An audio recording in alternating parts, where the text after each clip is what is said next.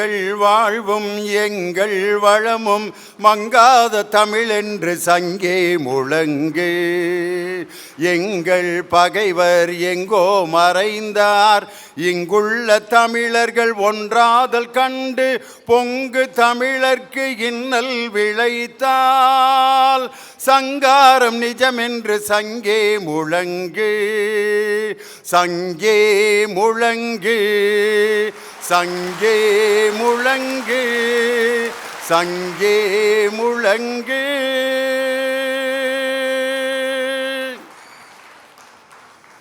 தை பிறந்தால் வழி பிறக்கும் என்ற நம்பிக்கைகளோடும் லட்சிய கனவுகளோடும் இந்த தை மாதம் இன்று வெற்றிகரமாக துவங்கி இருக்கிறது.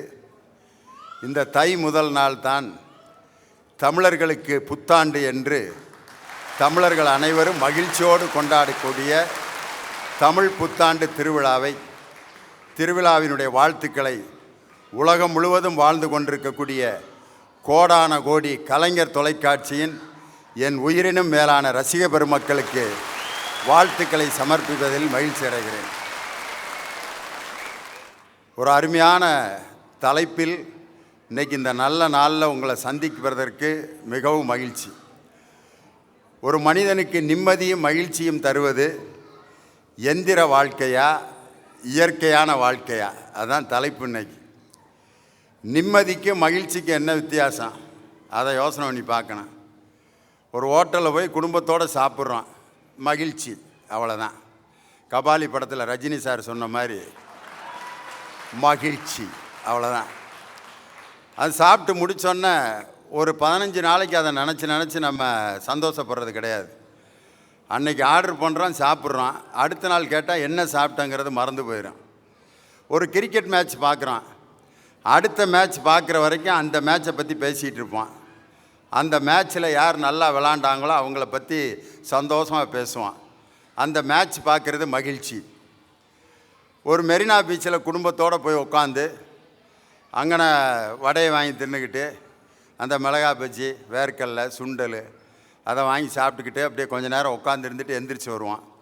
இதை ஒரு மாதம் நினச்சி நம்ம சந்தோஷப்படுறதில்ல.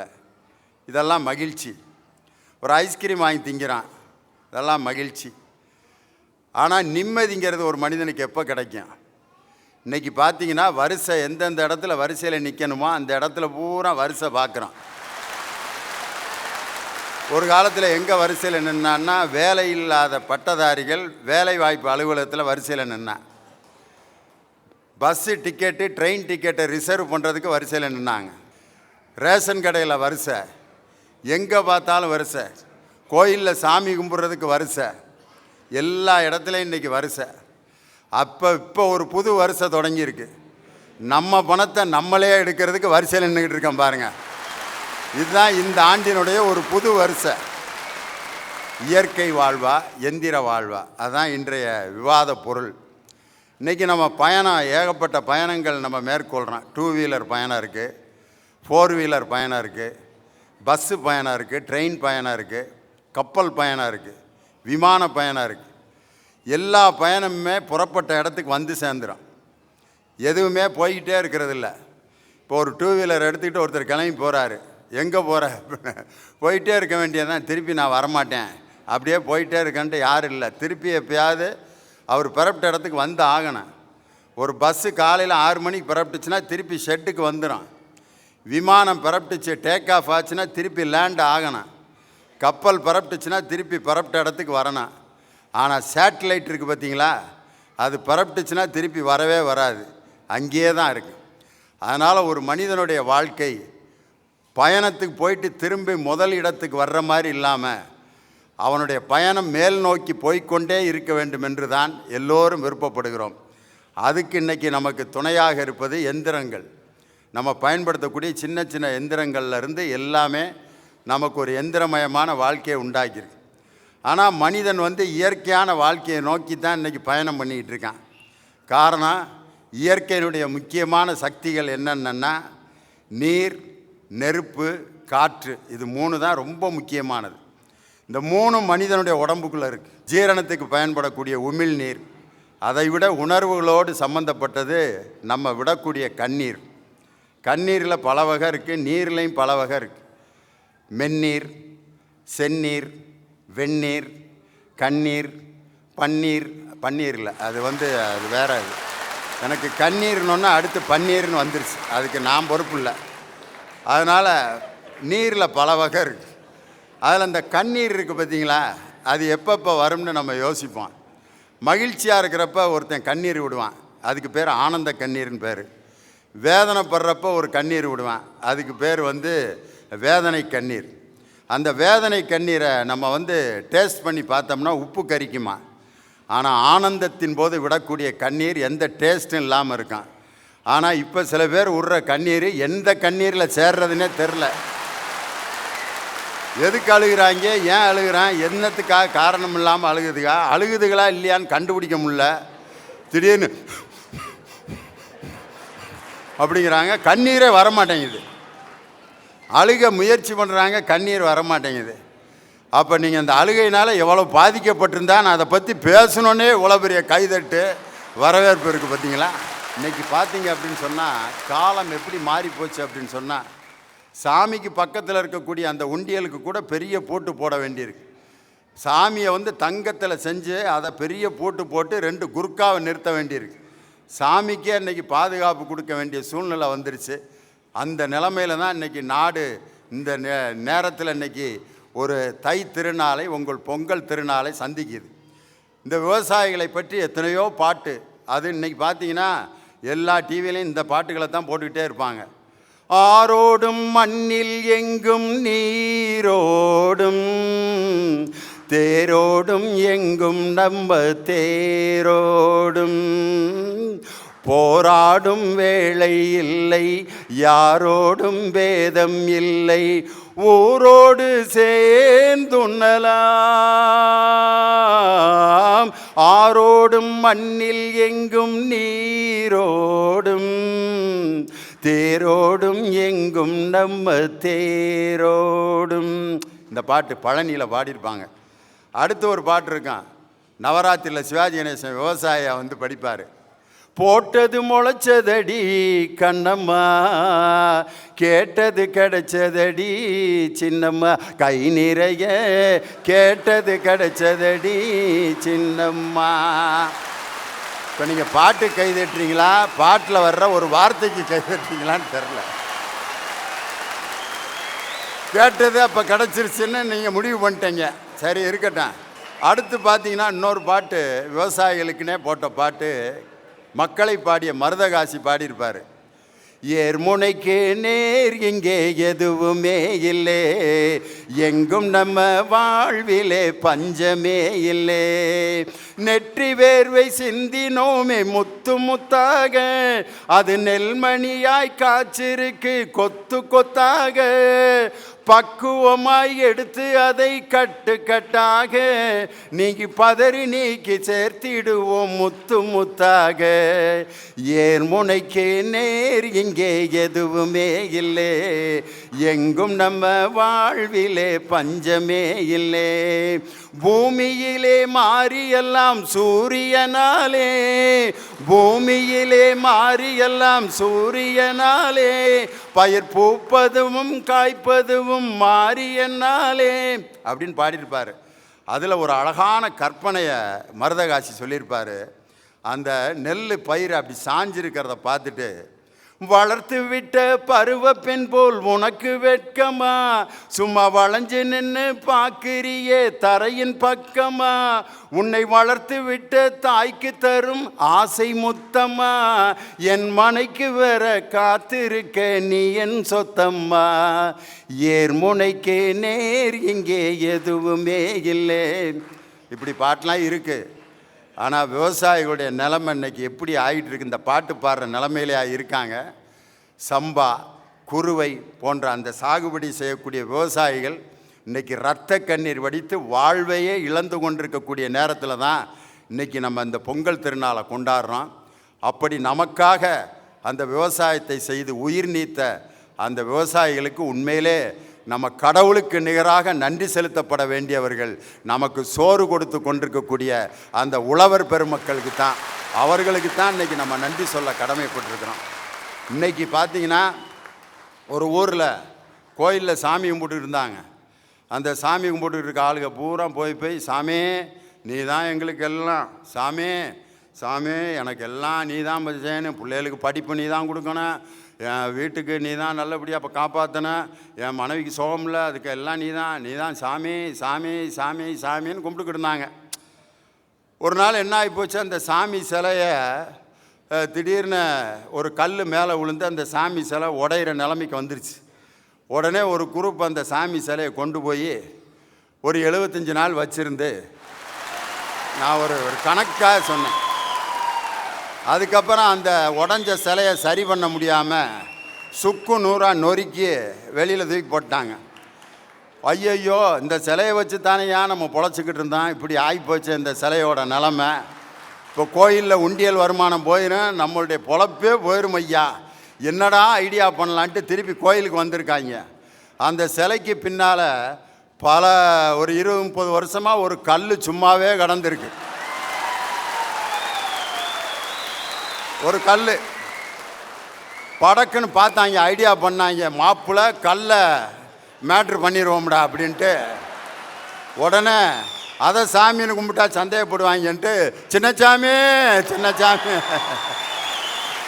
சின்னச்சாமி நீதான் சின்னச்சாமி எங்களை காப்பாத்தன, சின்னச்சாமி நீதான் சின்னச்சாமி என் சாமி என் சின்னச்சாமி நீதான் சாமியை காப்பாத்தின எங்கள் சின்னச்சாமி அப்படின்ட்டு அப்படியே ரூட்டை மாற்றி விட்டான்.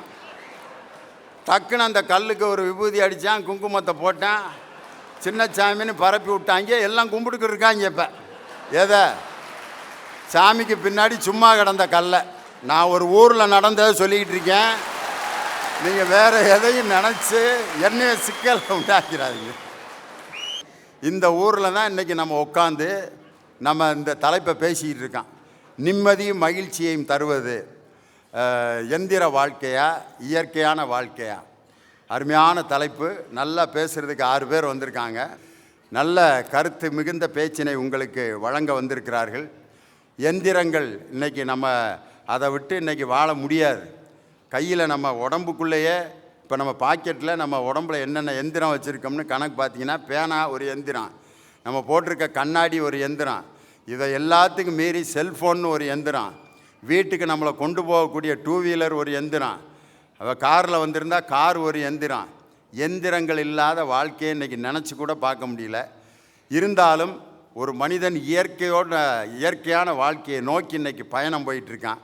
இதில் எது நிம்மதியை மகிழ்ச்சியையும் தருகிறது என்று பேசுவதற்காக முதலாவதாக நிம்மதியும் மகிழ்ச்சியையும் மக்களுக்கு தருவது இயற்கையான வாழ்வு என்ற அணியை துவக்கி வைத்து கடலூர் தணிகைவேல் உங்களுடைய கரவொலியோடு தன் விவாதத்தை தொடங்க வருகிறார். வாங்க.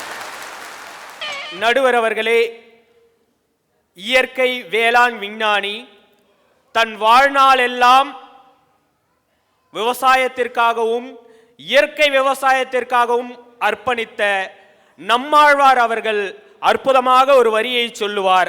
அது இந்த தலைப்பிற்கு ஏற்புடையதாக இருக்கும். ரொம்ப அழகா சொல்லுவார் நடுவர் அவர்களே. இயந்திரங்களோட வாழ்ந்தீங்கன்னா நீங்க பிழைக்கலாமடா, இயற்கையோட இருக்கிறவன் தாண்டா வாழ முடியும் அப்படின்னு சொல்லியிருப்பாரு. எங்களோட கேள்வி அதுதான், நீங்க பிழைக்கணுமா வாழணுமா? வாழ்றதுல மகிழ்ச்சியா பிழைக்கிறதுல மகிழ்ச்சியா அப்படின்றதுதான் எங்களுடைய கேள்வி. நடுவர் அவர்களே, ஜல்லிக்கட்டு அப்படிங்கிறது ஒரு பாரம்பரியமான விளையாட்டு அப்படின்றது தமிழர்களுக்கு நல்லாவே தெரியும். அந்த காளையோடைய கொம்புல சல்லி காசுகள் அழகா கட்டி வச்சிருப்பாங்க. அந்த காளையோடைய திமில பிடிச்சி அந்த சல்லி காசை ஒருத்தன் தைரியமா எடுக்கிறானோ அதுக்கு பேர் தான் சல்லிக்கட்டு அப்படிங்கிறது. ஆனா யோசிச்சு பாருங்க, எந்தவித பாரம்பரியமுமே இல்லாம, தமிழர்களுடைய நலன்ல எந்தவித அக்கறையுமே இல்லாம இயந்திரமாய் மாறிவிட்ட மனிதர்கள்லாம் இன்னைக்கு ஒரு சில பேர் இந்த விவாத மேடையெல்லாம் உட்காந்துக்கிட்டு சல்லிக்கட்டை ரத்து பண்ணிடணும் அப்படின்றாங்க. நான் கேட்கிறேன் நடுவர் அவர்களே, உயிர் அப்படின்னா எல்லாம் உயிர் தானே? ஊர் ஃபுல்லா சிக்கன் சென்டர் வச்சிருக்கான், ஊர் ஃபுல்லா மட்டன் சென்டர் வச்சிருக்கான். அப்ப ஆடு கோழி இதெல்லாம் உயிர் கிடையாதா? யோசிச்சு பார்க்கணுங்க. அதுவும் வடநாட்டில் நடுவர்களே, மனுஷன் சொன்னாலா இல்லை மாண்புமிகு நீதியரசர் சொன்னாரான்னு தெரியல, தமிழர்கள் என்ன எப்போ பார்த்தாலும் காளமாட்டு கூட விளையாடணும்னே சொல்லிக்கிட்டு இருக்காங்க, ஏன் 2 சிங்கத்து கூட விளையாடி பாருங்களேன் அப்படின்னு கேட்டார். அவங்களுக்கு நாங்கள் இந்த மேடையை விட ஒரு சிறந்த மேடை பதில் சொல்றது இருக்காது நடுவர்களே. தமிழக ஆண்களுக்கு கட்ட பொண்டாட்டிக்கு எப்படி அடங்கி போகணும்னு தெரியும், கர்ஜிக்கிற சிங்கத்தை எப்படி அடக்கணும்னு தெரியும் நடுவர்களே. எதுக்கு கேள்வி கேட்டுட்டு இருக்கீங்க ஜல்லிக்கட்டை பத்தி மட்டும்? ஏன் நாட்டில் பச்சை குழந்தையிலேருந்து பல்லு போன கிழவி வரைக்கும் பாலியல் வன்கொடுமை பண்ணுறான், அதை கேள்வி கேளு. சாதின்ற பேரால் படுகொலை நிகழ்த்துறான், அதை கேள்வி கேளு. கொத்தடிமையாக குழந்தைகளை வச்சிருக்கான், அதை கேள்வி கேளு. சொந்த நாட்டில் இருக்கிற ஸ்டேட்டுக்கே தண்ணி கொடுக்க மாட்டேன்றான், அதை கேளு. அதெல்லாம் கேட்க மாட்டீங்க. பவுடரை பூசிட்டு வந்து நேராக ஜல்லிக்கட்டை தான் பேன் பண்ணும் அப்படின்னு. ஒரு விஷயம் தெரியுமா நடுவர் அவர்களே, மாட்டிறைச்சியை உலகமெங்கும் ஏற்றுமதி செய்கின்ற முதன்மை நாடுகள் இந்தியாவும் ஒன்று. அந்த கம்பெனிக்காரன் இவங்களெல்லாம் கேள்வி கேட்க முடியுமா? கேட்க முடியாது. ஏமாந்தவங்க தமிழர்கள் தான் அப்படின்ற ஒரு நினைப்பு இவங்களுக்கு இருக்குது. நடுவர் அவர்களே, ஆண்களை விட்டுருங்க நடுவர் அவர்களே.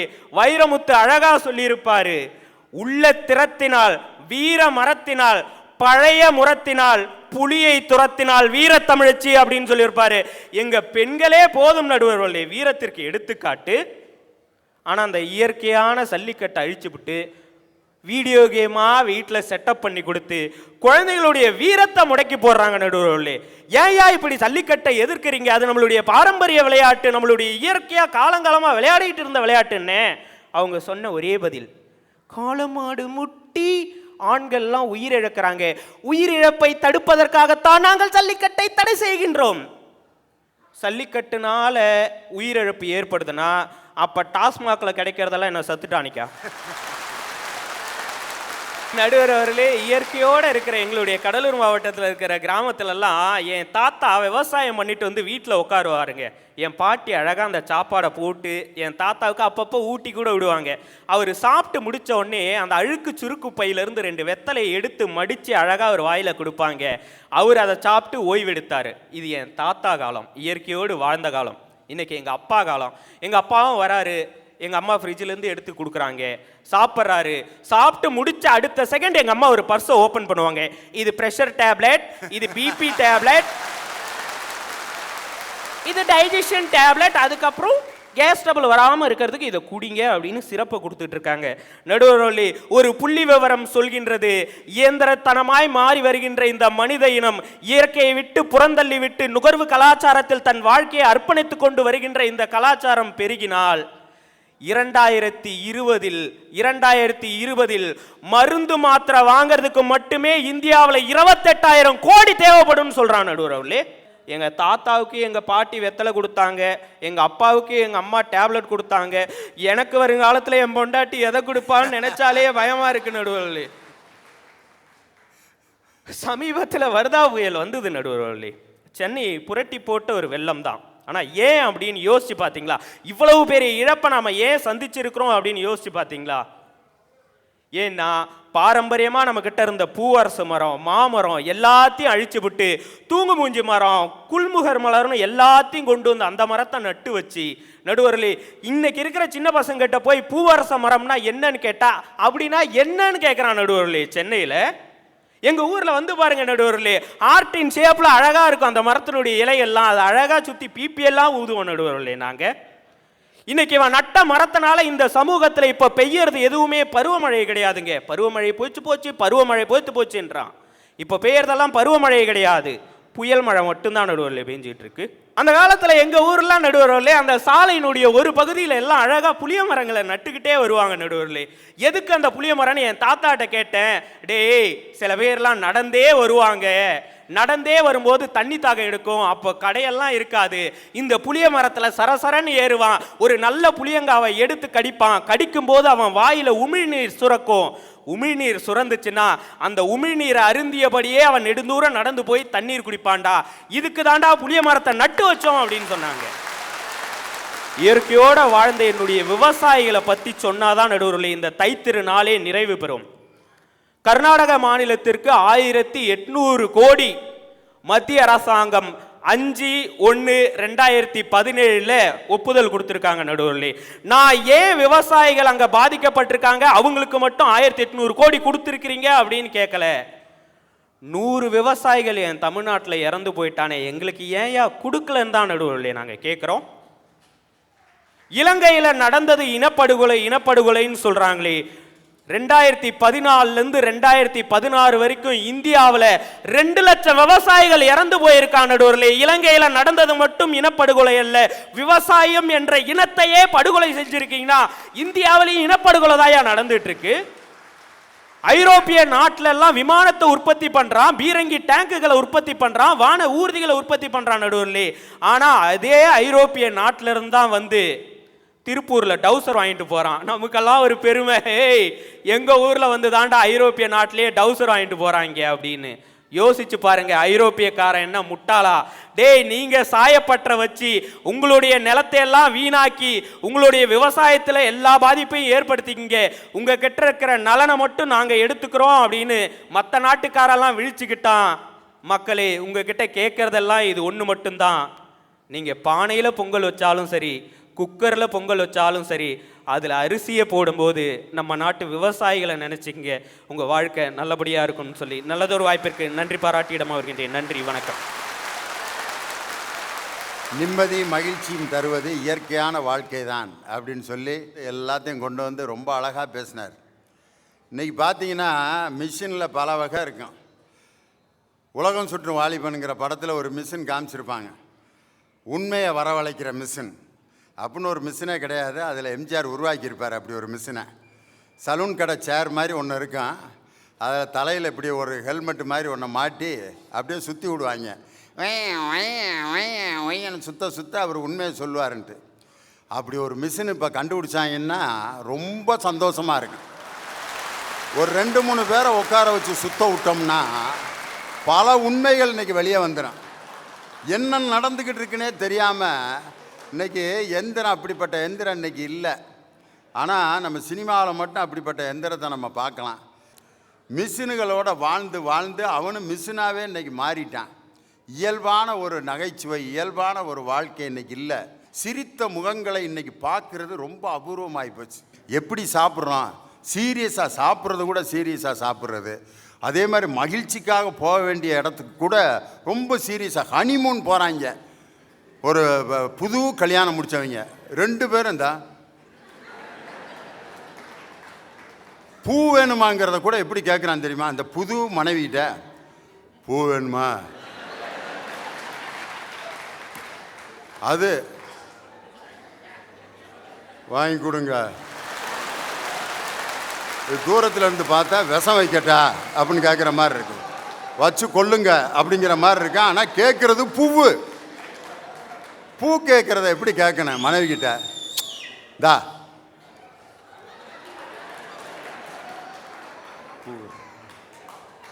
இப்போ நீ பண்ணியிருக்க ஹேர் ஸ்டைலுக்கு ஒரு 5 முழம் மல்லிகை போச்சுன்னா எப்படி இருக்குன்னு தெரியுமா?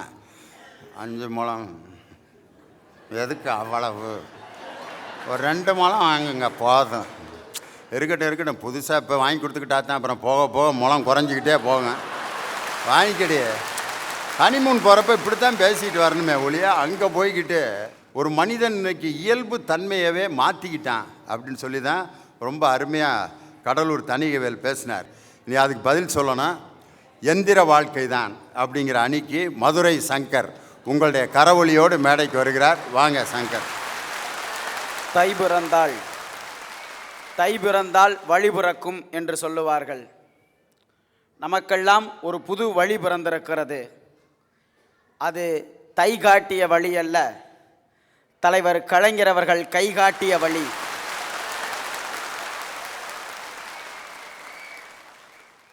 செயல் தலைவர் சிறப்பாக செயல்படுவார் என்கிற புத்துணர்ச்சியோடு கலைஞர் தொலைக்காட்சியினுடைய கோடான கோடி ரசிக பெருமக்களுக்கும் தமிழ் நெஞ்சங்களுக்கும் என்னுடைய மனமார்ந்த தமிழ் புத்தாண்டு நல்வாழ்த்துக்களை சொல்லிக்கொள்கிறேன். நடுவர் அவர்களே, ஒரு அருமையான தலைப்பு. அதுக்கு முன்னாடி உங்ககிட்ட ஒரே ஒரு கேள்வி. நடுவர் அவர்களே, உங்கள் அம்மா கூட பிறந்த அக்காவை நீங்கள் எப்படி கூப்பிடுவீங்க? எங்கள் அம்மா கூட பிறந்த அக்காவை பெரியம்மான்னு கூப்பிடுவோம். சரி. உங்கள் அம்மா கூட பிறந்த தங்கச்சியை நீங்கள் எப்படி கூப்பிடுவீங்க? சித்தி.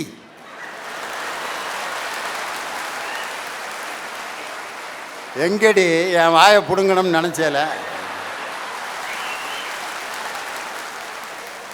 பரவாயில்ல, சுதாரிப்பாக தான் இருக்கீங்க. நடுவர்களே, இதில் எனக்கு ஒரே ஒரு சந்தேகம்தான். கூட பிறந்தாதானே எப்படி கூப்பிடணும்? கூடவே இருந்தாலும் அப்படியா கூப்பிடணும்? எது மகிழ்ச்சியா நிம்மதியா எந்த வாழ்க்கை இருக்குது? இயற்கை வாழ்க்கை தான் ரொம்ப மகிழ்ச்சி. இந்த எந்திர வாழ்க்கையே தேவையில்லைன்னு சொல்றாருல. இன்னைக்கு எல்லாத்தையும் போட்டுட்டு பேனா இல்லாமல், பென்சில் இல்லாமல், புத்தகம் இல்லாமல், பேப்பர் இல்லாமல், செல்ஃபோன் இல்லாமல், வண்டி இல்லாமல், வாகனம் இல்லாமல், கரண்ட் இல்லாமல், லைட் இல்லாமல் எல்லாத்தையும் விட்டு இளதலையை கட்டிக்கிட்டு காட்டுக்குள்ளே போய் வாழ தயார்னா இவங்க 3 பேர் வருவாங்களா? இல்லை அப்படியே வந்தாலும் இளதலையை கட்டிக்கிட்டு இருந்தால் இவங்களை பார்க்கத்தான் முடியுமா? யோசிச்சு பாருங்க. எந்திர வாழ்க்கை போராட்டத்திற்குரிய வாழ்க்கை தான், நாங்களே ஒத்துக்கிறோம், இல்லைன்னு சொல்லலை. காலையில் எழுந்ததுலேருந்து நைட்டு தூங்க போகிற வரைக்கும் வாழ்க்கையில் ஒவ்வொரு நிமிஷமும் போராட்டமாக தான் இருக்குது. இங்கே இருக்கிற எல்லாரையும் கேட்குறேன், தினமும் நாம் போராடுறோம். ஆனால் எதுக்காக போராடுறோம்? சாயங்காலம் திரும்ப வீட்டுக்கு வரும்போது நம்ம குழந்தை முகத்தில் ஒரு சின்ன சிரிப்பு வரும் பாருங்க, அதுக்காக தான் இத்தனை போராட்டமும். இதை வேண்டாம் என்று சொல்பவர்கள் யாராவது இங்கே இருக்கீங்களா? யோசிச்சு பாருங்க. இல்லை, நான் இங்கே இருக்கிற ஆண்களை பூரா கேட்கிறேன், என் பொண்டாட்டி சந்தோஷமாகவே இருக்கக்கூடாது அப்படின்னு சொல்கிற ஒரு ஆம்பளை கை தூக்குங்க பார்ப்போம். பார்த்துக்கங்க நடுவரவர்களே, எங்கள் அணி பக்கம்தான் பலம் அதிகமாக இருக்குது. வாழ்க்கை போராட்டமாகவே இருந்தாலும் அதை பாசிட்டிவாக எடுத்துக்கிறோம் தான் சார் வாழ்க்கையில் ஜெயிக்க முடியும். இல்லை, இன்னைக்கு எந்திரத்தில் என்னென்னமோ மைனஸ் இருக்குன்னாரு, அது சரியில்லை இது சரியில்லை. நான் ஒன்றை கேட்கிறேன், இந்த மனிதர்களுக்கும் எந்திரங்களுக்கும் உள்ள வித்தியாசம் என்ன தெரியுமா? ஒரு கம்ப்யூட்டரை எடுத்துக்கிட்டிங்கன்னு வச்சுக்கோங்க, அதில் கூட ஒரு ஓரமாக ஹெல்ப் அப்படின்னு ஒரு ஆப்ஷன் இருக்கும். உங்களுக்கு ஏதாவது உதவி தேவைப்படுகிறதா அப்படின்னு ஒரு கம்ப்யூட்டர் கூட கேட்கும். ஆனால் இன்னைக்கு எத்தனை மனிதர்கள் இன்னொருவரை பார்த்து ஏதாவது ஒரு உதவி உங்களுக்கு தேவைப்படுகிறதா என்று கேட்பதற்கு காத்திருக்கிறார்கள்? சொல்லுங்க பார்ப்போம்.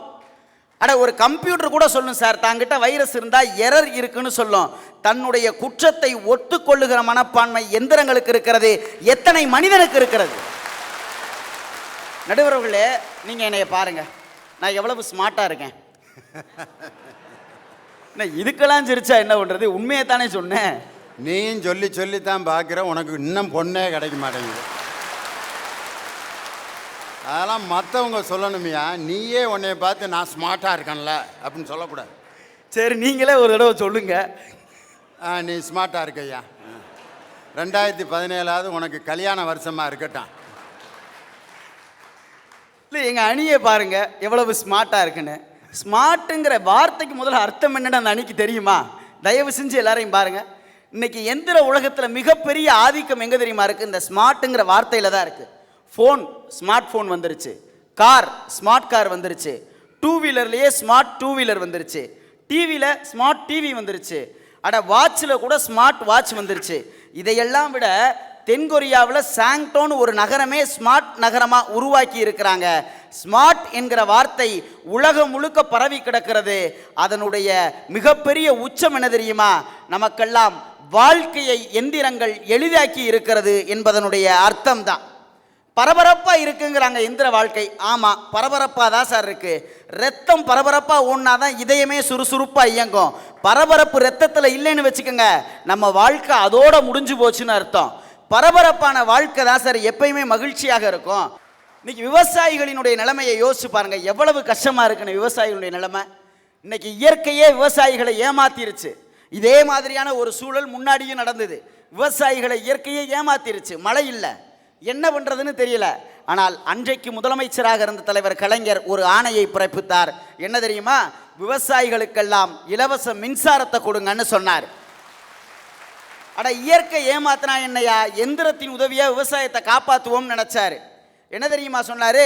இலவச மின்சாரத்தை கொடுங்க, கிணத்து மோட்ரு ஓடட்டும்னாரு. கிணத்துல தண்ணி வற்றி போச்சு, என்ன பண்ணுறதுன்னு தெரியல. அதுக்கப்புறம் திரும்பவும் ஒரு ஆணையை பிறப்பிக்கிறாரு, எல்லாரும் போர் போட்டுக்கங்கன்னு சொன்னார். உடனே ஒரு குரூப் எந்திரிச்சிருச்சு, எல்லா மின்சாரத்தையும் விவசாயத்துக்கே கொடுத்தீங்கன்னா நாங்கள்லாம் என்ன பண்ணுறது, சண்டைக்கு வந்தாச்சு. அப்போ தாங்க தலைவர் கலைஞர் ஒரே ஒரு சின்ன சிந்தனை அந்த இடத்துல வச்சார். இலவச மின்சாரம் உண்டு, கிணத்து பம்பும் ஓடணும், போர்வெல் பம்பு செட்டும் ஓடணும். என்ன பண்ணுறது? ஆனால் ஒரே மின்சாரம் தான். ரெண்டுக்கு நடுவில் சேஞ்ச் ஓவர் சுவிட்ச் வைங்க. இது ஓடும்போது அது ஓட தேவையில்லை, அது ஓடும்போது இது ஓட தேவையில்லை. விவசாயிகள் வாழ்க்கை நலமாக இருக்கட்டும்னு சொன்னது தலைவர் கலைஞர். இன்னைக்கு 1000 இயற்கை விவசாயம், 1000 இயற்கை வாழ்க்கை இருந்தாலும் எந்திரங்களினுடைய உதவி இல்லாமல் இன்றைக்கு யாராலும் வாழ்க்கையை நகர்த்த முடியாது என்பதுதான் நிதர்சனமான உண்மை. நடுவர் அவர்களே, நிறைவாக ஒன்றை சொல்லிக் கொள்கிறேன். பெண்களுக்கே உள்ள மிகப்பெரிய கர்வம் எது தெரியுமா? பெண்களுக்கே உள்ள மிகப்பெரிய பெருமை எது தெரியுமா? 10 மாதம் அந்த குழந்தையை வயிற்றில் சுமக்கிறது தான்.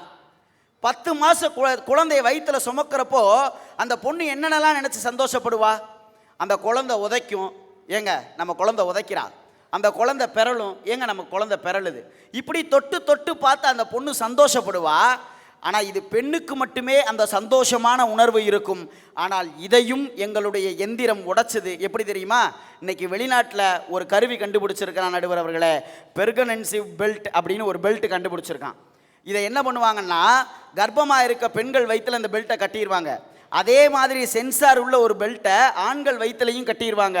அந்த குழந்தை இங்கே உதைத்தது என்று சொன்னால் அதனுடைய உணர்வு அந்த தாய்க்கும் தெரியும், அந்த தந்தைக்கும் தெரியும் என்று சொன்னால் எந்திர வளர்ச்சி உச்சத்தை தொட்டிருக்கிறது. இயற்கை தந்தது பெண் மட்டுமே உணரக்கூடிய உணர்வுகளையும் ஆணையும் உணர வைத்திருக்கிறது என்று சொன்னால் இதற்கு மேல் வேறு எதையும் உதாரணமாக சொல்ல தேவையில்லை என்று சொல்லி அனைவருக்கும் மீண்டும் ஒரு முறை தமிழ் புத்தாண்டு வாழ்த்துக்களை சொல்லி விடைபெறுகிறேன். நன்றி, வணக்கம். எந்திரங்கள் பயன்படுத்துகின்ற வாழ்க்கை தான் நிம்மதி மகிழ்ச்சியும் தருகிறதுன்ட்டு மதுரை சங்கர் ரொம்ப அழகாக பேசினார். காரணம் என்னென்னா, இன்றைக்கி விவசாயிகளுக்கு கூட எந்திரங்களை பயன்படுத்தி தான் அவங்களுடைய விவசாயத்தை முன்னேற்ற வேண்டியிருக்கு அப்படின்னு சொல்லி விவசாயிகளுக்கு முத்தமிழறிஞர் டாக்டர் கலைஞர் இலவச மின்சாரம் கொடுத்தது, சேஞ்ச் ஓவர் சுவிட்சு போட அனுமதித்தது எல்லாத்தையும் சொன்னார். இன்றைக்கி பார்த்தீங்கன்னா 2011லேருந்து 2016 வரைக்கும் அரசாங்கத்துக்கிட்ட இருந்து நிறைய மக்கள் வந்து மாடுகளை வாங்கிட்டு போனாங்க. அந்த மாடுகள்லாம் இன்றைக்கி வரைக்கும் நன்றி உணர்வோடு அம்மா அம்மா அம்மான்னு தான் கத்திக்கிட்டு இருக்கு. ஆனால் இந்த 5 வருஷம் இருந்த மனுஷங்க தான் இப்போ அம்மாவை மாற்றிட்டு, நான் வேறு எதுவும் சொல்ல விரும்பலை, மாட்டுக்கு இருக்கிற நன்றி கூட இன்றைக்கி மனுஷனுக்கு இல்லாமல் போச்சு. அந்த அளவுக்கு இன்றைக்கி வந்து ஒரு இயற்கையான வாழ்க்கையை விட்டுட்டு இன்றைக்கி எந்திரம் வந்து இன்றைக்கி மனிதனுக்கு எவ்வளோ முக்கியமானது அப்படிங்கிறத ரொம்ப அழகாக யார் மதுரை சங்கர் சொன்னார். இனி அடுத்து அவர்களுக்கு பதில் சொல்ல நெல்லை சீமையிலிருந்து வருகை இருந்திருக்கக்கூடிய வழக்கறிஞர் சங்கரேஸ்வரி உங்களுடைய பலத்த கரவொலியோடு இயற்கை வாழ்வு அப்படிங்கிற அணிக்கு அணி சேர்க்க வருகிறார். நடுவர் அவர்களே, அழகாக ஒரு தலைப்பு கொடுத்துருக்குறீங்க. மக்களுக்கு மகிழ்ச்சியும் நிம்மதியும் தருவது இயற்கை வாழ்வா இயந்திர வாழ்வா அப்படின்னு சொல்லி எதிரணியிலேருந்து வந்து பேசிட்டு போனாங்க. அண்ணாச்சி, ஃப்ரிட்ஜு வர்ற காலத்துக்கு முன்னாடியே புளியோதரையும் வத்த குழம்பையும் ஒரு வாரம் வச்சு சாப்பிட்டோங்க. நாங்கள் எங்கிட்ட வந்துட்டு இயந்திர வாழ்க்கையிலனால தான் வானம் பூமிக்கு வந்துச்சு, பூமி வானத்துக்கு போச்சுன்னு விவரம் பேசக்கூடாது. நீங்கள் இந்த புளிச்சோறு பழசாக நான் என்னத்தை சொல்ல, அங்கே பாருங்க முகம் பூரா பிரைட்டாக இருக்குது அப்படியே. காரணம் நம்பால் கண்டுபிடிச்சிருக்கான் பாருங்க, புளிச்சோறுன்னு ஒன்று. அதே மாதிரி புளிக்குழம்பு, வத்த குழம்பு, அது மீன் குழம்பெல்லாம் ஒரு 3 நாள் கழித்து அதை இப்படி ஒரு பழைய சோத்தை புளிஞ்சு போட்டு அந்த மீன் குழம்பை ஊற்றி பெனஞ்சு அடித்தா எவையா அந்த காலத்தில் பிரிட்ஜெல்லாம் வச்சு மீன் குழம்பு வச்சது, அது பாட்டு கெடாமல் இருந்துச்ச. அடே அப்பா, ஒரு வேளை மறந்துருச்சுன்னா என்ன செய்ய, ஒரு வேளை செய்ய முடியலாயா என்ன செய்யன்னு இயந்திரங்களை நம்பணும். இன்னைக்கு ஒவ்வொரு வேலையும் இயந்திரத்தை நம்பி தான் செய்யணும் அப்படிங்கிற நிலைமையில மனுஷனை கொண்டு போய் அது விட்டுருச்சு. அதானங்க உண்மை. ஏடிஎம் மற்ற கார்டுகளுடைய நம்பரை பூரா செல்ஃபோனில் வச்சுருப்பேன், ஞாபகத்தில் ஒன்று கூட இருக்காது. செல்ஃபோன் தொலைஞ்சின்னா அவ்வளோதான், பிச்சை தான். காரணம் பணமே எடுக்க முடியாது. அந்த நம்பரை என்றைக்கு போய் பேங்க்கில் தேடி கண்டுபிடிச்சி பாடாப்படுறாங்க. சில பேர் மனைவியோட செல்ஃபோனை கூட தேடி பிடிச்சி தான் கண்டுபிடிக்கிறேன், சேவ் பண்ணி வச்சுருந்தேன் காணேன் அப்படிங்கிறேன். காரணம் ஒரு நம்பரை கூட இன்றைக்கி ஞாபகம் வைக்கக்கூடிய சக்தி இழந்துட்டேன் இந்த சேவ் பண்ணுற பழக்கம் வந்ததுலேருந்து. ஐயா, அந்த காலத்தில் வாழ்க்கையை வந்து 4ஆக பகுத்து வச்சுருந்தாங்க, அறம் பொருள் இன்பம் வீடு அப்படின்னு. இந்த ஔவை கிழவி அழகா சொல்லுவா, ஈதல் அறம் தீவினை விட்டு ஈட்டல் பொருள் காதலர் இருவர் கருத்து ஒருமித்து ஆதரவு பட்டதே இன்பம், பானை நினைத்து மூன்றும் விட்டதே பேரின்ப வீடு அப்படின்னு ஔவைக்கிழவி சொல்றா. இன்னைக்கும் ஒரு நாள் வச்சிருக்காங்க, வேணும்னா லைக்கு, வேணும்னாலும் வேண்டாம்னாலும் கமெண்ட்டு, இன்னொருத்தருக்கு கொடுக்கணும்னா ஷேரு, எதுவுமே வேண்டாம்னா டிபி ஸ்டேட்டஸ் அப்படின்னு ரெடியாகி போய்கிட்டு இருக்காங்க நாச்சி. இன்னைக்கு பீட்டான்னு ஒரு அமைப்பு இருக்கு அண்ணாச்சி. அந்த அமைப்பில் இருக்க ஒரு அண்ணாச்சி எனக்கு ஃபோன் பண்ணார். மெட்ராஸ்காரர் அவர், இங்கே உள்ளவர். எனக்கு ஃபோன் பண்ணார். ஜல்லிக்கட்டை எதிர்த்து பேசுகிற ஆள். அவர் சொன்னார், உங்கள் ஊரில் ஜல்லிக்கட்டுக்கு ஆள் இருக்கான்னு கேட்டார். இருக்கு அண்ணாச்சி அப்படின்னேன். இல்லை, ஃபேஸ்புக்கில் ஒரு ஸ்டேட்டஸ் அப்லோட் பண்ணும், எனக்கு ஜல்லிக்கட்டு காளையோட ஃபோட்டோ வேணும், வந்து எடுத்துக்கலாமான்னாரு. எடுத்துக்கலாம் அப்படின்னே. இட் இஸ் வெரி குரியல் மேடம் அப்படின்னாரு. இந்த விவரம் சொல்கிற சொல்லலாம் வச்சுக்கிடாதீங்க, உங்களுக்கு என்ன ஃபோட்டோ தானே வேணும், வந்து எடுத்துகிட்டு போங்கன்னே. வந்தார், ஃபோட்டோ எடுத்தார், போனார், ஃபேஸ்புக்கில் போட்டார். ஃபேஸ்புக்கில் கமெண்ட்டை பார்த்தீங்கன்னா எல்லாரும் அவரை வஞ்சி வஞ்சி எழுதியிருக்காங்க. என்னடா நல்லா தானே பேசிக்கிட்டு இருந்தார், இதுக்கு ஆதரவு தெரிவித்தவங்களாம் நல்லா தானே கமெண்ட் போட்டிருப்பாங்கன்னு எடுத்து பார்க்கேன். அந்த அண்ணாச்சி காளைக்கும் பசுமாடுக்கும் வித்தியாசம் தெரியாமல் காளைக்கு பதிலாக பசுமாடை ஃபோட்டோ எடுத்து போட்டு விட்ருக்காரு அண்ணாச்சி. இதில் குத்தம் சொல்கிறதுக்கு ஒன்றும் இல்லை, விவரம் தெரியாதவங்களுக்கு விளக்கம் சொல்ல வேண்டியிருக்கு, அவ்வளோதான். எல்லாமே ஸ்மார்ட்டாக மாறிடுச்சு, ஆனாலும் விவசாயிகள் தற்கொலை தொடருதே. ஏன் அதை இந்த இயந்திரத்தனமான வாழ்க்கையில் நிறுத்த முடியலை? ஐயா, நிலத்தை விற்று பணத்தை போட்டால் வங்கியில் வட்டி வரும், வயிற்று பசிக்கு ரொட்டி வருமா? நீங்கள் ஐபாடையும் ஸ்மார்ட் ஃபோனையும் சாப்பிட முடியாது, விண்டோஸையும் விஸ்டாவையெல்லாம் குடிக்க முடியாது. உங்கள் விஞ்ஞான வளர்ச்சியில் வசதி வரும், வயிறு நிறையுமா அண்ணாச்சி? இதுதான் என்னோட கேள்வி. ஐயா, நீச்ச தண்ணி தெரியுமா உங்களுக்கு? என்ன தண்ணி? நீச்ச தண்ணி தெரியுமா? நீச்ச தண்ணி குடிக்காம ஒரு மனுஷன் வளர்ந்துருப்பானா ஐயா? இப்போ தான் பழைய சோறை புழிஞ்சு மீன் குழம்பு ஊற்றி சாப்பிட்றத பற்றி பேசினேன். அந்த புழிஞ்சு மீதி இருக்க தண்ணி தான் நீச்ச தண்ணி. அதை குடிக்கிறது மாதிரி ஒரு சுகம் உலகத்தில் வேறு எதுவும் இருக்காதியா. வயிற்றுக்குள்ளே போகிறப்பே குழு குழு குழு குழு குழு குழு குழு குழுன்னு அப்படியே போகும் பாரு. அடாடாடா ஐயா, அந்த நீச்ச தண்ணிங்க பேர் வந்ததே நாள் நைட்டு சோறு பொங்கி அந்த சோத்தில் தண்ணி ஊற்றி வச்சா மறுநாள் காலையில் அது நீர்த்து போய் மேலே வந்து நிற்கும். அதனால தான் அந்த நீர்த்த தண்ணியை தான் நம்ம நீச்ச தண்ணின்னு சொல்கிறோம். ஐயா, ஆற்றுல குளிச்சா வாதம் சரியாயிரும், ஆற்றுல குளிச்சா வாதம் சரியாயிரும், அருவியில் குளிச்சா பித்தம் சரியாயிரும், நீச்ச தண்ணி குடிச்சா ரெண்டு வராதண்ணாச்சி.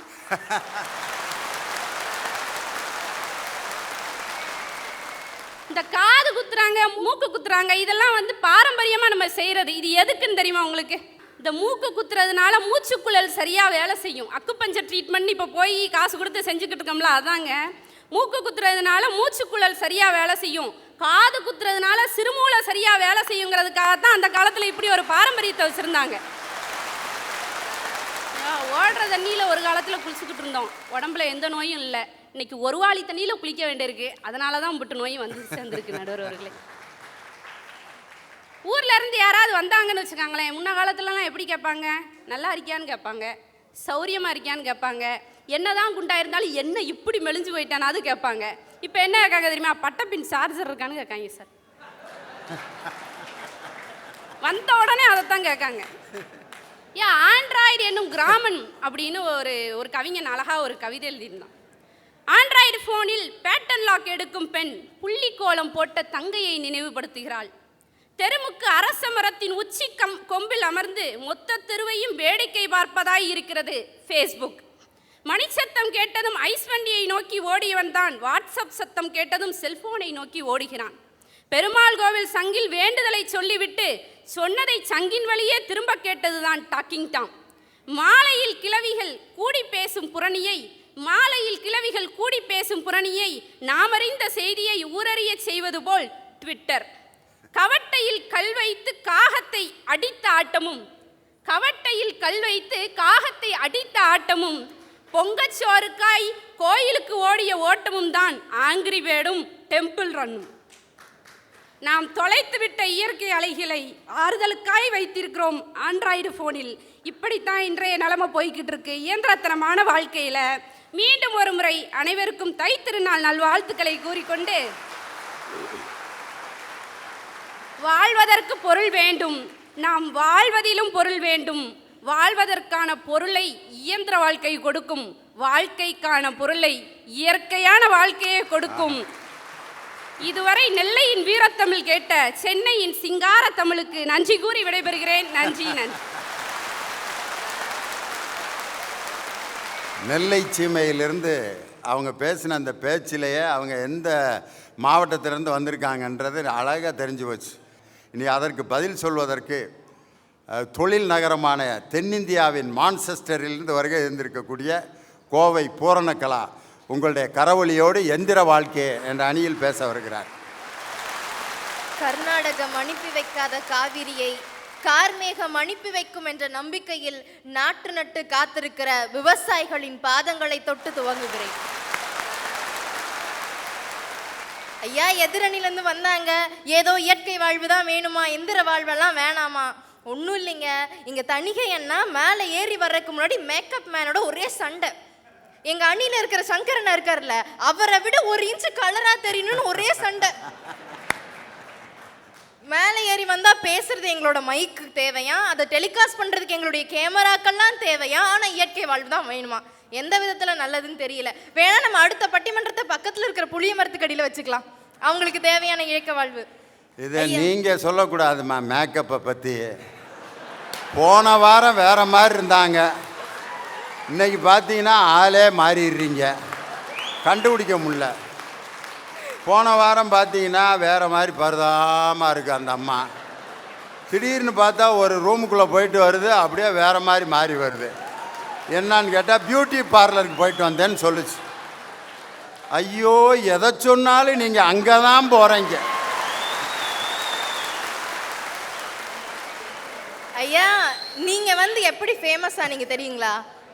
நீங்கள் அந்த காலத்துல இருந்தே பட்டிமன்றம் பண்ணிட்டு இருக்கீங்க, இருந்தாலும் நீங்கள் எப்படி ஃபேமஸாக நீங்கள் தெரியுமா?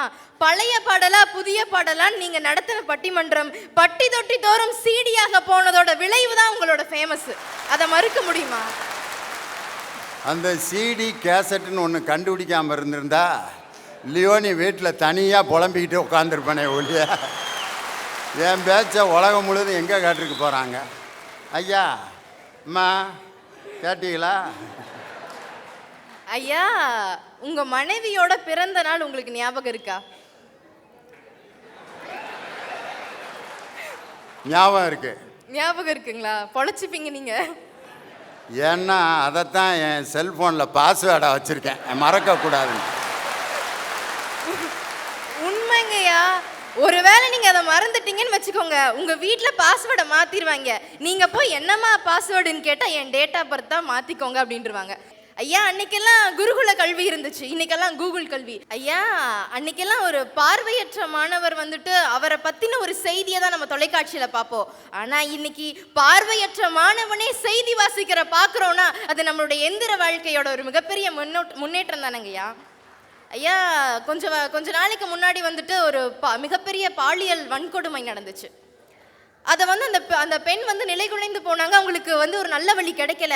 அப்போ அதுக்கு உதவியா இருந்தது என்ன தெரியுமா? அங்க இருந்த ஒரு சிசிடிவி கேமரா மூலியமாக அந்த பெண்ணுக்கு அநீதி விளைத்தவனுக்கு வந்து ஒரு மிகப்பெரிய தண்டனை கிடைச்சதுன்னு சொன்னா, எங்களுடைய சிசிடிவி கேமரா என்கிற ஒரு எந்திரம் தவறு செய்பவர்களுக்கு அணுகுண்டாகவும் அதில் சிக்கி தவிப்பவர்களுக்கு ஆண்டவனின் நெற்றிக்கண்ணாகவும் இருப்பது எங்களுடைய எந்திரங்கள் அப்படிங்கிறத உங்களால மறுக்க முடியாது.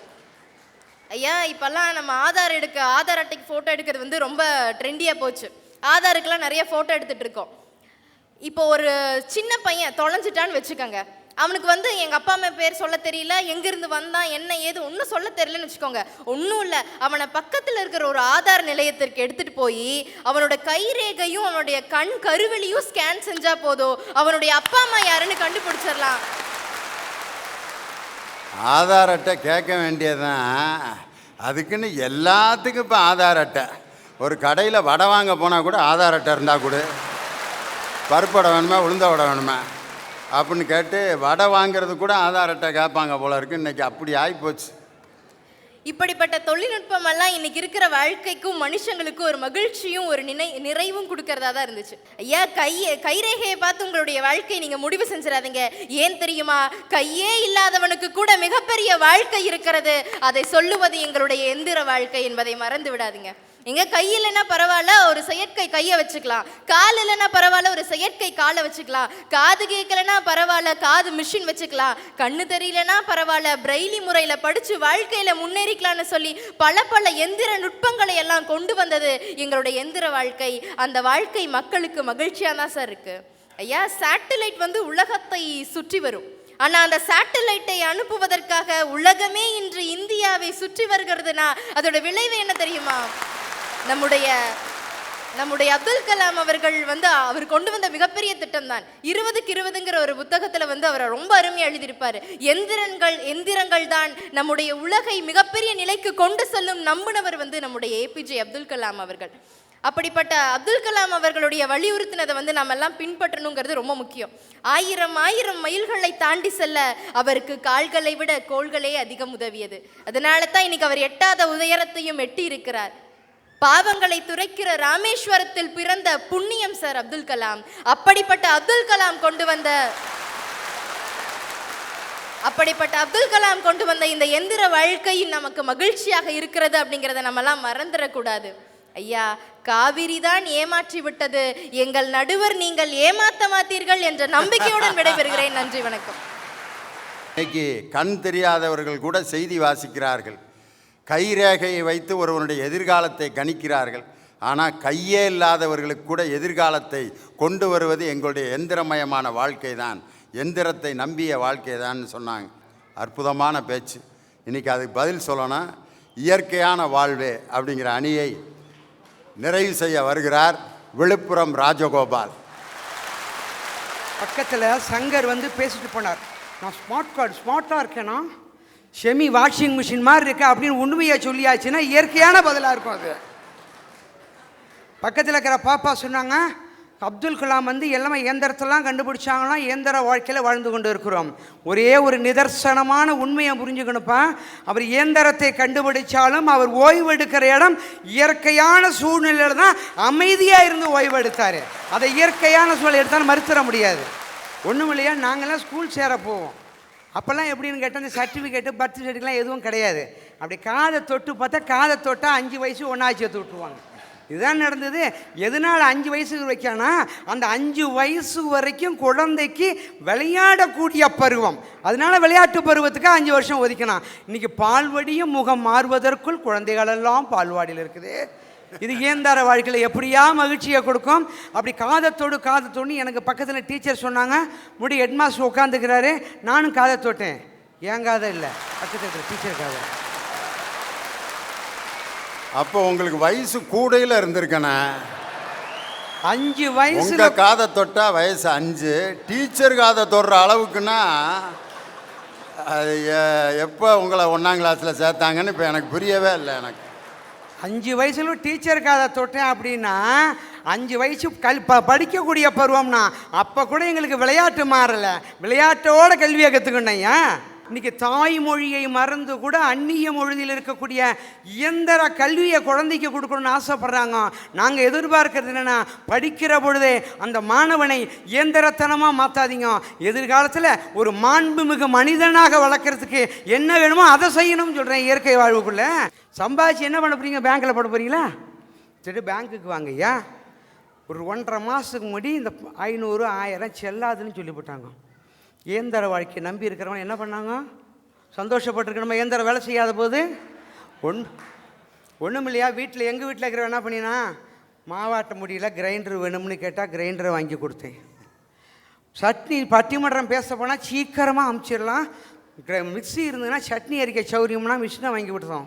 அடுத்து என்ன சொன்னான், நின்று துவைக்க முடியல, கொஞ்சம் வாஷிங் மிஷின் வாங்கி கொடுத்தா நல்லா இருக்குமாண்ணா, வாஷிங் மிஷினை வாங்கி வச்சுப்பட்டேன். இப்போ என்ன கேட்குறா, பேங்க் வாசல்னு பணம் எடுக்க முடியல, ஒரு ஏடிஎம் மிஷினை வாங்கி வையின்னு கேட்டால் எந்த வாழ்க்கையில் எப்படியா சந்தோஷம் இருக்க முடியும்?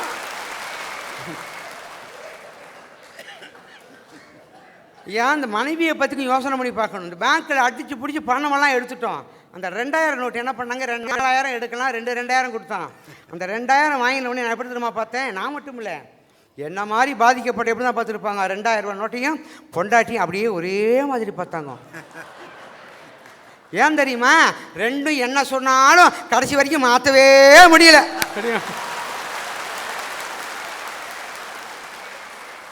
ஏன் ஒயரால்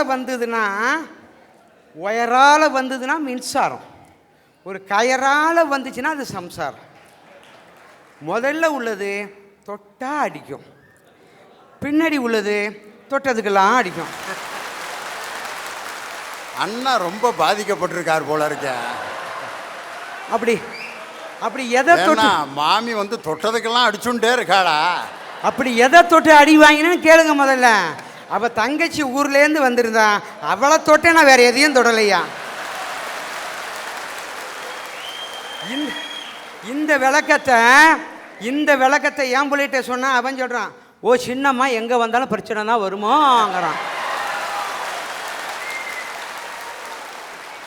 உங்க வீட்டில் இருக்க சின்ன பையனுக்கு கூட நாட்டு பிரச்சனை எப்படி தெரிஞ்சு வச்சிருக்கான் பாருங்க. இன்னைக்கு உழவர் திருநாள் சொன்னால் பொதுவாகவே மனிதர்களாக பிறந்தோம்னு சொல்லியாச்சுன்னா, ஒன்று இறந்தவர்களை வணங்குவோம், இல்லை என்றால் இறைவனை வணங்குவோம். ஆனால் மனிதர்களாக பிறந்து மனிதர்களை வணங்கக்கூடிய ஒரே திருநாள் இந்த பொங்கல் திருநாள் தான். ஏன் எந்த குடும்பத்திலையும் கரும்போ வாழைப்பழமோ இல்லாமல் பண்டிகைகள் கொண்டாடுறதில்லை. அப்போ நம்மையும் அறியாமல் ஒரு விவசாய குடும்பம் வரைக்கும் கடைக்கு போனால் சக்கரை பொங்கல் வாங்குறதுக்கு வெள்ளத்தை வாங்குவோம், மளிகை கடைக்காரன் உழைப்பான். இப்படி ஒவ்வொரு குடும்பத்தையும் வாழ வைக்க வேண்டும் அப்படிங்கிற ஒரு திருநாளாக தான் இயல்பு திருநாளை இயல்பாக கொண்டு வந்திருக்கிறாங்க. ஐயா இப்போ வந்து பேசுனாங்க, என்னமோ இயந்திரத்தால் சந்தோஷம் வருது, இயந்திரத்தால் சந்தோஷம் வருது, மண்பானை போச்சு, மண் சாமி சுவை போச்சு, ஆட்டுக்கோள் போச்சு, கிரைண்டர் வந்தது, பஞ்சு மாதிரி இந்த இட்லியெல்லாம் போயிடுச்சு. இப்படி ஒன்றா இயந்திரம் உள்ளே வந்தது. அது இயந்திரம் உள்ளே வந்த காரணத்தினால அடுத்தது என்னமா உள்ளே வந்தது, நாங்கள்லாம் படிக்கும்போது A for apple, B for ball, C for cat, இதெல்லாம் பழைய கதை. இப்போ A for asthma, B for blood pressure, C for cancer, D for diabetes, இப்படி போயின்னு இருக்குது. ஒன்று தெரிஞ்சுக்கணும் ஐயா, இயல்பாக பேசணும். இயந்திரத்தனமாக இருந்த காரணத்தினால் சில செயலாளர்கள் இதயத்தோடு பயப்படுற மாதிரி ஒன்றி இருக்கிறாங்க. ஆனால் இதயத்தோடு இதயமாக ஒன்றி இருந்த காரணத்தினால தான் இன்னைக்கு சில இதயங்களுக்கு செயல் பதவி ஒட்டி வந்திருக்குதுயா. ஐயா இதை பார்த்து தொண்டர்கள்லாம் ரொம்ப மனமகிழ்ந்தார்கள். அது காட்சியாக இருக்கும்.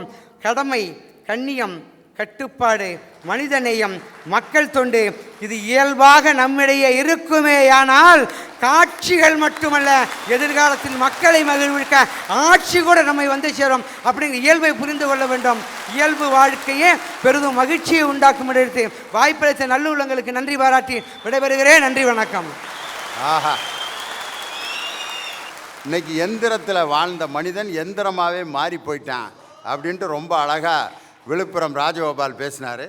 இனி எந்திர வாழ்வே அப்படிங்கிற அணியை நிறைவு செய்ய உங்கள் மனம் கவர்ந்த கோவை தனபால் உங்களுடைய கரவொலியோடு மேடைக்கு வருகிறார். வாங்க தனபால். இப்போ என்ன பிரச்சனைனா, தனிகை வேலனுக்கு அவன் பொண்டாட்டி வந்து எப்படி எதை மடித்து கொடுப்பாங்கிறதா இப்போ பிரச்சனை. அவங்க தாத்தாக்கு வெத்தலைப்பாக்கு மடித்து கொடுத்தா பாட்டி, அவங்க அப்பாவுக்கு அவங்க அம்மா மாத்திரையை மடித்து கொடுத்தாப்புல. நீ இப்படியே பேசிட்டு இருந்தீன்னா உன் பொண்டாட்டி உனக்கு விஷத்தை தான் பார்சல் பண்ணி அனுப்புவாப்புல. இப்படி வச்சுக்குங்க. ஏனுங்க காரில் போடாங்களான்னு பொண்டாட்டி கேட்டானா, ஐயோ வேண்டாமடி அது இந்தரம் நடந்தே போகலாம். ஏனுங்க டிவி வாங்கிக்கலாங்க, வேண்டாமடி அது இந்தரம் சும்மாவே உட்காந்துக்கலாம். ஏனுங்க செல்போன் வாங்கிக்கலாங்க, வேண்டாண்டி இந்தரம்னா நிச்சயமாக 3 நாள் உனக்கு விஷமத்தை தான் கொடுக்குப்பா. எங்க யோசிச்சு பாருங்க, நாங்கள் வந்து காடில் வாழலாம்னு நாங்கள் சொல்கிறோம், அவங்க காட்டில் வாழ்கிறாங்கன்னு சொல்கிறாங்க. சுனாமி வந்துச்சு, போன வருஷம் தானே புயல் வந்துச்சு, போன மாதம் வர்தா புயல் வந்துச்சு. சந்தோஷமாக இருந்தோமா? இன்னைக்கு பேசிட்டு கை தட்டுறோம்.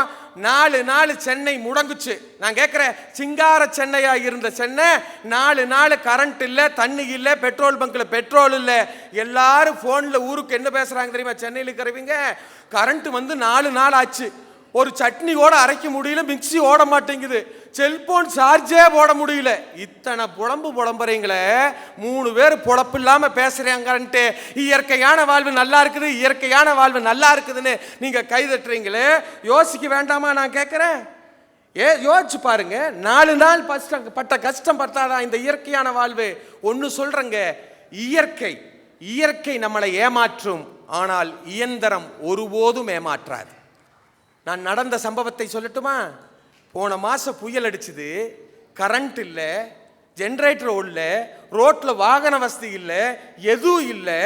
ஒரு தாய்க்கு பிரசவம், டாக்டர் எல்லாம் பிரசவ அறுவை சிகிச்சை பண்ணிட்டு இருக்கிறாங்க. ஜென்ரேட்டரும் பழுதா போயிருச்சு. என்ன பண்றதுன்னு முழிச்சிட்டு இருக்கும் பொழுது அந்த டாக்டர் சொன்னாரு, யாரோட செல்போன்ல டார்ச் லைட் ஆப்ஸ் வச்சிருக்கிறீங்கன்னு சொல்லுங்க. அங்க இருக்கிற கம்பவுண்டர், அங்க இருக்கிற நர்ஸு, அங்க இருக்கிற டாக்டர் எல்லோரும் 10 பேரும் சேர்ந்து தன்னோட செல்போன்ல இருக்கிற டார்ச்சை அடிச்சு ஒரு பெண்ணுக்கு அறுவை சிகிச்சை செய்து ஒரு உயிரை காப்பாற்றி இருக்கிறார்கள் என்று சொன்னால் இங்க யோசிச்சு பார்க்கணும். வலியோடு போராடினால்தான் ஒரு பெண் தாயாக முடியும், அது இயற்கை. ஆனால் உளியோடு போராடினால் மட்டும்தான் ஒரு கல் சிலையாக முடியும். இதுதான் எந்திரம். மந்திரங்கள் சொல்லாததை எல்லாம் எந்திரங்கள் சொல்லிக் கொண்டிருக்குதுங்க. ஒரு காலத்துல மந்திரம் வயிற்றுல ஒரு கட்டி இருந்து சாமியார்கிட்ட போவோம். அவன் ஒரு எலுமிச்சம்பழத்தை எடுத்து வயிற்று மேலே வைப்பான், அப்படியே ஆடு. எலுமிச்சம்பழம் உருண்டையாக்குது, வயிற்றுல வச்சு ஆடாமையா இருக்கு, இங்க பாரு ஏமாத்துது பாரு, ஏய் பூதமே வெளியே வந்துரு, பூதமே வெளியே வந்துரும்பான். ஆனா எங்க மிஷின், ஸ்கேனிங் மிஷின் வந்ததுக்கு அப்புறம் தான் வயிற்றுக்குள்ள இருக்கிறது பூதம் இல்லடா, அது புத்துன்னு கண்டுபிடிச்சதே எங்களுடைய ஸ்கேனிங் மிஷினுங்க. திடீர்னு உளுந்து படீர்னு போயிட்டான்னு சொல்லுவா, வேத்து விடவெடுத்து போயிட்டான்பா. டேய் அது ஒன்றும் இல்லடா, சர்க்கரை குறைஞ்சு போச்சு, உனக்கு லோ சுகர்டா, அப்பப்ப அளந்து பார்த்துக்கடான்னு இன்னைக்கு ப்ரெஷருக்கும் சர்க்கரைக்கும் பாக்கெட்லயே மிஷின் வாங்கி சுத்திட்டு இருக்கிறோம்னு சொன்னா இதை விட என்னங்க எந்திர வாழ்க்கை நம்மளுக்கு மகிழ்ச்சி தராம போயிடுச்சு. நான் கேட்கிறேன் சார், நீதிபதி இன்னைக்கு நீதி சொல்றக்கு கேமரா இருக்குதான்னு கேட்கிறாரு, வெப் கேமரா மாட்டினீங்களே கொண்டு வாங்கன்னு கேட்கிறாரு. நீங்க இன்னும் பாருங்க, கிரிக்கெட்ல எத்தனையோ அம்பையர் மேல ரிப்போர்ட் வந்திருக்கு, குற்றச்சாட்டு இருக்குது. இன்னைக்கு எந்த அம்பையர் மேலையும் குற்றச்சாட்டு கிடையாது இந்த 10 வருஷமா. ஏன் தெரியுமா? தேர்ட் அம்பையர்னு ஒரு கேமரா வந்ததுக்கு அப்புறம் நீதி இங்கோட வலுவாம சொல்லுதுன்னு சொன்னா எங்களுடைய மிஷினுங்க. நீங்க சிந்திச்சு பார்க்க வேண்டாமா? இந்த விவசாயிகள் எல்லாம் கஷ்டப்படுறோம் நம்ம சொல்லிட்டு இருக்கோம். விவசாயிகள் இயற்கையோடு இயற்கையாக இருந்தால் கஷ்டம்தான் பட வேண்டும். அன்னைக்கே களை எடுக்கிறக்கு கொத்து, மண்ணு சரிக்கிறதுக்கு மம்மட்டி, அறுக்கிறக்கு அருவா, வெட்டுறக்கு கொடுவா, எந்த அளவுக்கு ஒரு கருவி கொடுக்க முடியுமோ அந்த கருவி இருந்தா தான் அவன் ஜெயிக்க முடியும். இன்னைக்கு டிராக்டர், பொக்லிங் மிஷினு, அறுக்கிறதுக்கு தனியா மிஷினு, தண்ணி தெளிக்கிறதுக்கு ஒரு மிஷினு, ஒவ்வொரு மிஷினும் வந்ததுக்கு அப்புறம் தான் இன்னைக்கு விவசாயி ஓரளவுக்குனால சந்தோஷமா இருக்கிறான். நீங்க யோசிச்சு பாருங்க, நீங்க ரோட்ல பாருங்க, உங்க வீட்டுல துணி கிழிஞ்சு போச்சா, தைக்கலியா அப்படின்னு ஒரு மிஷினை தள்ளிட்டு வருவான். வீட்டுல நம்ம பழைய துணி கொடுத்து தைப்போம். உங்க வீட்டுல கத்திரிக்கோள் ஏதாவது சாணம் பிடிக்கணுமா அப்படின்னு ஒரு கிரைண்டிங் மிஷினை தள்ளிட்டு வருவான் வீதியில, நம்ம கொண்டு போய் கொடுப்போம், கிரைண்டிங் பண்ணுவாங்க. நீங்க சிந்திச்சு பாருங்க, அவங்களுக்கு ஏதாவது ஊனமா கூட இருக்கலாம், அவங்களுக்கு ஒரு மோசமான நிலைமை கூட இருக்கலாம். ஆனால் அவர்களை வாழ வைப்பது என்ன தெரியுமா? அந்த அவர் தள்ளிக்கொண்டு வருகின்ற இயந்திரங்கள் தான். நான் ஒன்றை சொல்லி நிறைவு செய்கிறேன். கிழிந்த துணிகளை மட்டும் அந்த இயந்திரம் தைக்கவில்லை, எத்தனையோ பேர்களுடைய வாழ்க்கை கிழிந்து கிடக்கிறது. அந்த கிழிந்த வாழ்க்கையும் அந்த இயந்திரம் தான் செப்பனிட்டு கொண்டிருக்கிறது என்று சொல்லி வியக்க வைத்த ரசிகர்களை வணங்கி விடைபெறுகின்றேன். நன்றி, வணக்கம். நிம்மதியும் மகிழ்ச்சியும் தருவது எந்திர வாழ்வா இயற்கையான வாழ்வா? முடிவு சொல்லணும். ரொம்ப அற்புதமாக ரசித்து சிரித்து கேட்டுக்கிட்டு இருக்கிறீங்க. இதிலிருந்து ஒரு ஆழமான உண்மை, யார் நன்றாக சிரிக்கிறார்களோ அவர்களால் தான் மற்றவர்களுடைய வேதனையை பார்த்து 2 சொட்டு கண்ணீர் விட முடியும். இன்றைக்கி பார்த்தீங்கன்னா எந்திரங்கள் இல்லாத வாழ்க்கையை இன்றைக்கி நம்ம நினச்சி கூட பார்க்க முடியாது. ஏடிஎம் மிஷினே இல்லை, செலான் போட்டு தான் பணம் எடுக்கணும்னு பேங்க்கில் சொன்னால் இப்போ இருக்கிற நிலைமைக்கு யோசனை பண்ணி பாருங்கள். செலானை எழுதிக்கிட்டு 2ஆம் தேதி உக்காந்தான்னா 28ஆம் தேதி தான் அவனுக்கு பணம் கிடைக்கும். அப்படி ஆகிப்போச்சு. இன்றைக்கி ஒரு கார்டை சொருகிற ஏடிஎம் வந்த பிறகு கூட இவ்வளோ பெரிய வரிசை நிற்கிது அப்படின்னு சொன்னால் மனிதனுடைய தேவைகள் அதிகமாகிடுச்சு. அதனால தான் அன்னைக்கே பாரதியார் சொன்னார், ஆலைகள் வைப்போம் கல்வி சாலைகள் வைப்போம், ஆலைகள் வைப்போம் கல்வி சாலைகள் வைப்போம், ஆயுதம் செய்வோம் நல்ல காகிதம் செய்வோம், உண்மைகள் சொல்வோம் பல வன்மைகள் செய்வோம்னார். அதே மாதிரி வானை இழப்போம் கடல் மீனை இழப்போம், சந்திர மண்டலத்தியல் கண்டு தெளிவோம், சந்தித்தெரு பெருக்கும் சாத்திரம் கட்டிடுவோம்னார். வானை இழப்பதும் மீனை இழப்பதும் எந்திரங்களுடைய பணி. அன்னைக்கே பாரதியாருடைய கனவு. எல்லாம் ரைட்டு, எந்திரங்களுடைய வாழ்க்கை, எந்திரங்கள் இல்லாமல் நம்மளால் வாழ முடியாது தான். ஆனால் இன்றைக்கி ஒரு காலத்தில் ஒரே ஒரு டிவி மட்டும்தான் இருந்துச்சு, கவர்மெண்ட் டிவி. அதில் அந்த வெள்ளிக்கிழமை அன்னைக்கு ஒரு 5 சினிமா பாட்டு போடுவாங்க. அதுக்காக காத்துக்கிட்டு இருப்போம்யா. ஒளியும் 7:40க்கு. ஒரு வாரத்துக்கு ஒரு 10 சினிமா பாட்டை கேட்குறதுக்கு ஒரு வாரம் காக்க வச்சுருந்தாங்க. ஆனால் இந்த சேட்டிலைட் டிவி வந்த பிறகு எதைத்தான் லைவில் காட்டணும்னு ஒரு விவஸ்தையே இல்லாமல் போச்சியா. ஆஸ்பத்திரியில் ஒரு ஆள் படுத்தோன்னா ஒரு 20 கேமராவை கொண்டு போய் அங்கே வச்சிடுறேன். ஒன்று அங்கே வந்து இப்பொழுது ஆஸ்பத்திரிக்கு அவர் வந்து கொண்டிருக்கிறார், அவரை ஸ்ட்ரெச்சரில் வைத்து உள்ளே தள்ளி கொண்டு போகிறார்கள். இதோ லண்டனிலிருந்து 2 டாக்டர்கள் வருகிறார்கள், அவர்கள் இறங்கி உள்ளே போகிறார்கள். உள்ளே போனவர்கள் என்ன செய்கிறார்கள், என்ன செய்வதென்று டாக்டர்களுக்கும் தெரியாது, எனக்கும் தெரியாது. நான் ஒரு 15 நாள் அங்கே தான் மைக்கை வச்சுக்கிட்டே நின்றுக்கிட்டு இருக்கேன். இதோ சிங்கப்பூரிலிருந்து 2 பெண் மருத்துவர்கள் வருகிறார்கள், உள்ளே போகிறார்கள், மீண்டும் 4 நாள் கழித்து வெளியே வருகிறார்கள். என்ன நடந்தது யாருக்கும் தெரியாது. இதோ கவர்னர் வருகிறார், அவர் உள்ளே போகிறார், போய்விட்டு வந்து கவர்னர் என்ன சொன்னார், உள்ளே போனேன், வந்தேன், விசாரித்தேன், அவ்வளோதான் என்று சொல்கிறார். ஐயோ ஐயோ, இந்த சேட்டலைட் டிவி வந்த பிற்பாடு எதை லைவில் காட்டினேன். ஒருத்தர் ஆஸ்பத்திரியில் படுத்தாலே ஒரு 25 கேமராவை கொண்டு வந்து வச்சிடுறேன். இன்றைக்கி ஒரு மனிதன் அப்டேட்டாக இருக்கணும்னு ஆசைப்பட்றான். அந்த சேட்டலைட் டிவியில் எத்தனை டிவி இன்னும் வந்துக்கிட்டே இருக்குது புதுசு புதுசாக. அதில் என்ன ஆயிடுச்சுன்னா, ஏதாவது ஒரு சம்பவம் நடந்துச்சுன்னா டக்குன்னு ஒருத்தனை கூப்பிட்டு உட்கார வச்சு கேள்வி கேட்டு அவனை பிச்சு பெனண்டு கேள்வி கேட்டு கொண்டு விடுறாங்க. சேட்டலைட் வந்த பிற்பாடு ஒரு விஷயம் வந்தால் ஒரு 4 பேர் உட்காந்துடுறாங்க, 4 பேரும் சேர்ந்தாப்பில் பேசியிருக்கான்.